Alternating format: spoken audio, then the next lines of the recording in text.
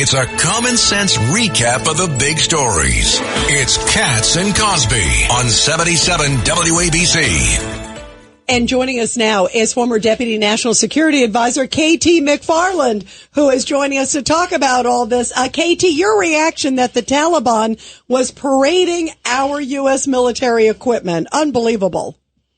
Yeah, not only were they parading the equipment, which is probably worth $800 billion, but they were, when you add in Bagram Air Base and everything else, they've probably taken us for $1 trillion. And that was Joe Biden left it behind intentionally.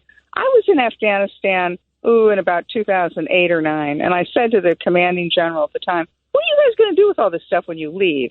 They said, we'll definitely take it with us. We're definitely not going to leave it here. And sure enough, what do? They left it there. The Taliban have it. They now have one of the most powerful militaries in the world, which they can use or they can trade.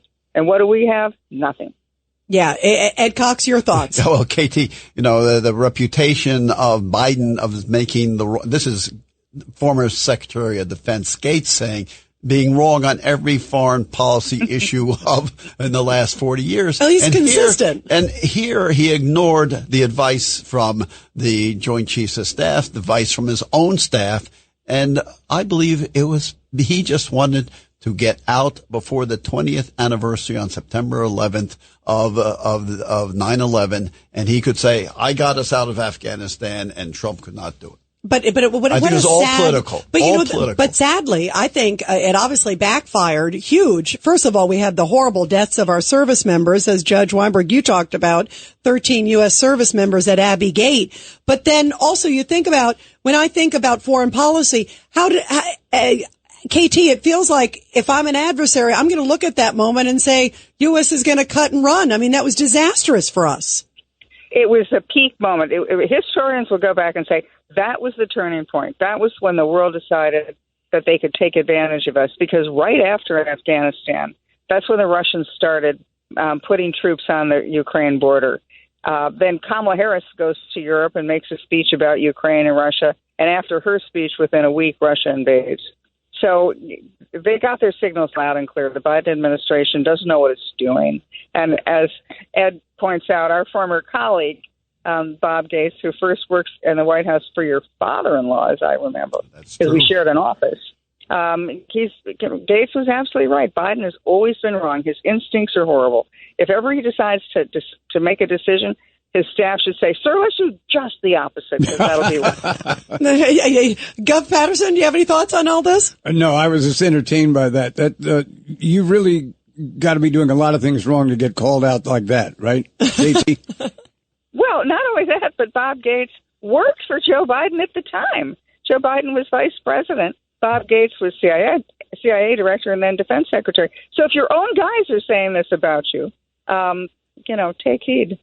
Yeah, that is trouble. Now, by the way, before we let you go, KT, also, where do you think things are headed with Israel and Iran, and also Ukraine, Russia? Ukraine's been making some strides of late. So the Ukraine thing, it's great because it's shaken up a war of attrition in the status quo. At the end of the day, I think it puts Ukraine in a much better position for a negotiated solution once Donald Trump comes in. The Biden administration, or I guess we call it the Obama-Biden-Harris administration, they don't want negotiations. They think somehow Ukraine is going to, quote, win this war. It's just not going to happen. And as far as Israel and Iran, I'm not worried about a global war breaking out there. What I am worried about is Israel will get so overwhelmed by the Iranian proxies that Iran will use that moment of distraction where Israel's overwhelmed and the White House and Washington are completely overwhelmed and distracted with a president who's not even there, a vice president who's busy campaigning. And even when she does campaign, she can't make it, doesn't really have a foreign policy. I'm worried that Israel's going to use that moment and then perhaps do something really bad, like break out for nuclear weapons. Wow. You said Israel, you mean Iran? I'm sorry, Iran will break out for nuclear weapons. Yeah, I mean, Israel, we presume, already has them. But Iran, right, I was going to say. Certainly hope they do. Yeah, by the way, how close do you think they are, KT? I mean, we hear so many different stories how close, sadly, Iran may be. We know, obviously, Israel, but Iran. I wasn't as worried but I've become very worried in the last week because Dr. Albright, who was the UN weapons inspector, and a guy who's always been kind of hesitant to call out the Iranian nuclear development program, he's gotten very worried in the last few days. He said a couple of things have happened in the last few months that would indicate that Iran could be, days, weeks, months away. And I think the administration, the Biden administration, they've got this policy of don't ask, and we won't, we were not going to ask you, but just don't tell us. So don't ask, don't tell. Wow. It's got Patterson. KT, I've been thinking about something. Maybe you can shed some light on it. Why would the Israelis kill the Hamas leader in Iran?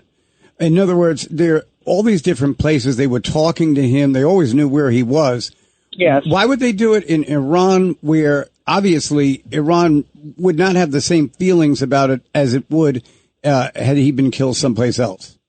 Well, the Hamas have got to be terrified, right? Here was the Hamas political leader who was in downtown Tehran, presumably in one of their apartments, under the scrutiny and security of the Iranian security forces, and somehow taken out, not by a missile, but by a bomb that had been planted in that apartment for weeks or months before. If you're a mullah, one of the leaders of Iran, you've got to think, gee, does Mossad have my address too? Maybe I better be a little more discreet about whether I want to launch World War III against Israel. Great point. Good point. Yeah, they got into, remember, and they're trying to figure out, okay, who ratted on them, who gave them all that intel.